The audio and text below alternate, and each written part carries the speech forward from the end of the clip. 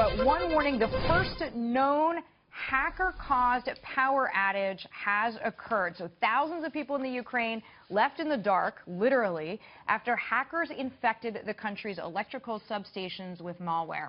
Cybersecurity expert David Kennedy with me now. He knows how they did it. So, David, how easy would that be to effectuate here in the U.S.?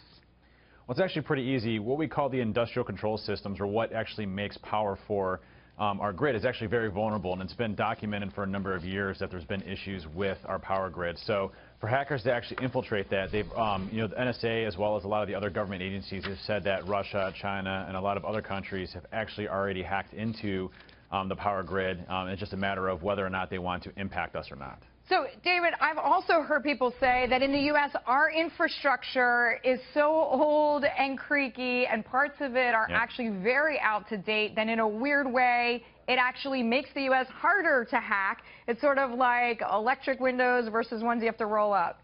Is that true?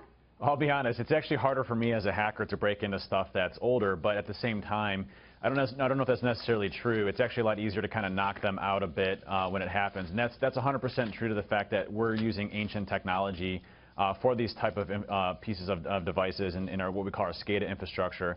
But as hackers know and can infiltrate these, it's actually very easy to shut them down, to get access to these networks. And what's happening now is there's a lot of interconnectivity happening between, like, the internet, for example, and these systems. So it's much easier for hackers to have access to these type of things. Do you mean that hackers are just sharing information? So that is to say, whoever brought down that system in the Ukraine may already be sharing his or her plans with others?